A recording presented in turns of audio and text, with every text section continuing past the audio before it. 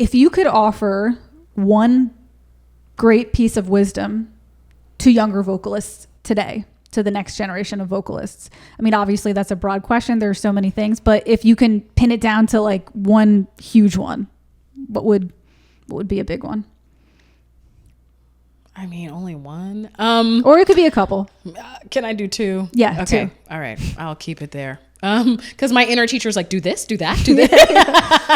Don't forget. And, you know, the first thing that actually impacted me and I carry with me forever, one really crazy talented singer told me, sing in your own voice, when I was like 24 or 25. And I'm like, when you're that young, sometimes you don't know what that means, right? You're like, I am, right? That's the first and foremost thing. Find your own voice so that you can sing in that. Do not spend your life imitating the people who you look up to. That is not your voice. That is their voice, which you love and which influences you. Spend all your time trying to find your own voice. Okay. I can relate to that because I think when I first started singing, I was so influenced by Amy Winehouse that I started like singing more nasally to sound like her, and that's just not my voice. But I can 100% relate to that. And it's weird. At first, there is kind of a benefit to copying people at first, not like the long run. When you're learning. It's just so you're learning like, oh, here's a little trick in my bag. If I want to tap into a more nasally tone in moments, I could. But ultimately, I had to unravel that and be like, wait, I don't have to sound exactly like Amy Winehouse. Right. And then rather than being just Amy Winehouse, I learned how to become more myself and then just throw little bits of it here and there for tone when I need it, but not to get too obsessed with copying tone. Exactly. You know what I mean? Also, like a lot of the work that you and I did with like digging into the resonating space and like keeping things nice and open, and that's a great way for you started discovering what you were made of, not trying to recreate sounds that you enjoy. So the sing in your own voice, really under that advice, was find out what you're made of, explore all the mechanics of what's going on in here, and drive with that. Right. So that's number one. Number two, study. Study. Not just practice, okay? Practicing the things that you like. Study the things that you don't like. Study the things that you have a hard time with. Study things that you don't think you're even going to sing or that you don't think you're going to perform. Why? Because there's always something to pull from those things. It makes you a more well-rounded musician. And also, like, if you want to get into this, you can pick up more work.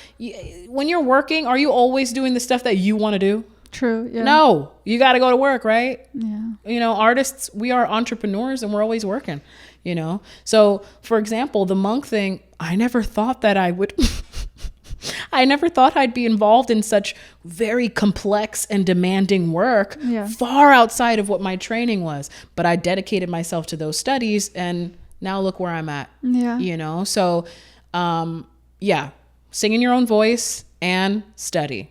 I can relate to that too. I started learning that lesson about studying when I became a teacher, because I would have to take on students that were learning things that I didn't like. And I'm like, well, I'm like, I have to, when I was younger, I was so immature in terms of music. I'd be like, you know, when I was a teenager, I like strictly liked classic rock and punk rock, and everything else was like, you're a poser. Like I was just like so stuck in my own like punk rock, whatever.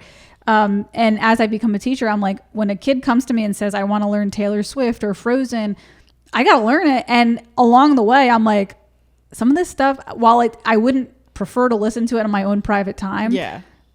There's some sick fucking harmonies in Frozen. Like, you know what I mean? You know what I mean? There's some your appreciation grows. And like, I'm still not a Swiftie, sorry, but studying some of her songs with the millions of little girls, not millions, I'm exaggerating, but the many little girls I've taught that wanted to learn how to sing her songs. You've taught a million little girls who love Taylor Swift? I'm exaggerating. I'm just kidding. Exaggerating millions, but many.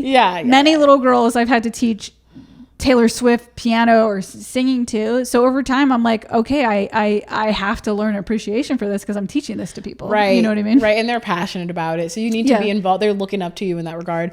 I've got my stories of like, this is not the kind of music that I would listen to in my private time. Yeah. But learning how to play it, learning how to sing it, learning how to teach it, it's really expanded my vernacular, and also just music appreciation, like what I can sit through, what I can grab from. Yeah, exactly. And like you said, there's little tricks you learn on the way. Yeah, you know? right.